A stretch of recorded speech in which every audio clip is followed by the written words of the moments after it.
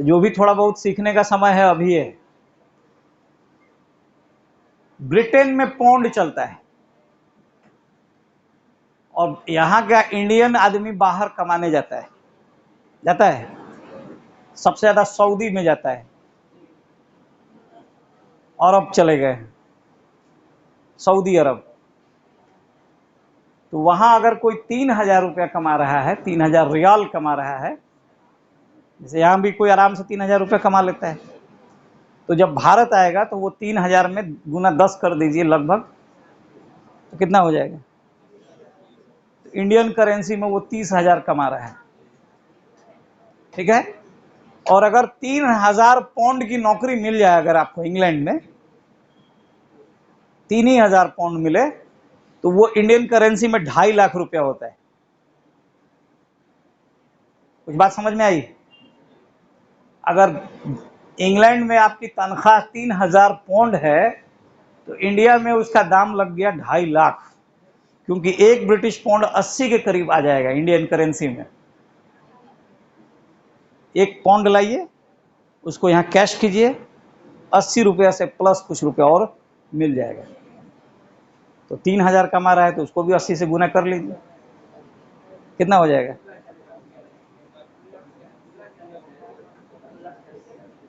हो जाएगा ना। अब मान लीजिए कोई बच्चा बड़ा इंजीनियर है, आईआईटी से गया है, या कोई बड़ा मैनेजमेंट करके, या कोई बड़ा डॉक्टर है, उसको 10,000 पाउंड आराम से मिलता है। 10,000 पाउंड का मतलब हुआ, यहाँ कैसे रुपया चल रहा है रुपया।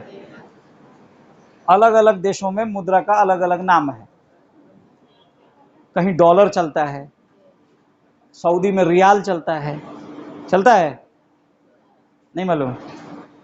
जो लोग जाते हैं विदेश कमाने सऊदी अरब में, वो रियाल कमा रहे हैं।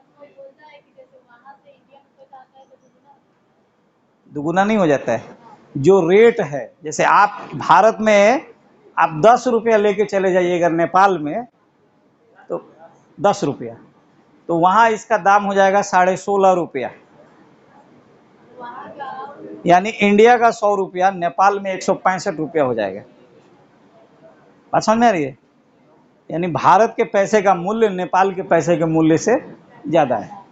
और यूरोप का जो देश है, जैसे अमेरिका है, ब्रिटेन है, फ्रांस है, तो उनके पैसे का मूल्य बहुत ज्यादा है, यानी आपका 1 रुपया उनका 80 रुपया के बराबर, सॉरी, उनका 1 रुपया यहाँ के 80 या 75 रुपीज के बराबर है।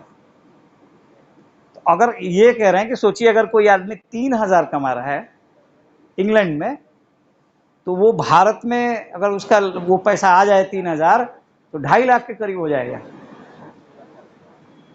अब सोचिए, इसलिए लोग विदेश की तरफ भाग रहे हैं। भागने का कारण क्या है? पैसा उतना ही मिल रहा है, लेकिन उस पैसे की वैल्यू ज्यादा हो जा रही है। अब मान लो कोई आदमी 10 महीना रह गया वहां, झाड़ू मारता है, उसको 3,000 ही मिलता है,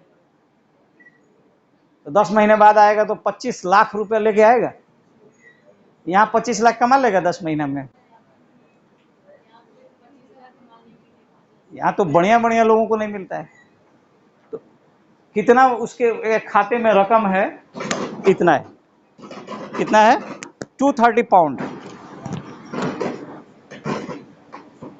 अब इस 230 पाउंड को अगर हम लोग गुना कर लें, अभी कितना हो जाएगा? 17-18 हजार। उस जमाने में इतना पैसा वो सिर्फ मुर्गी का अंडा बेच के जमा कर लिया। तो काम छोटा बड़ा नहीं है, मुर्गी का अंडा बेच रहा है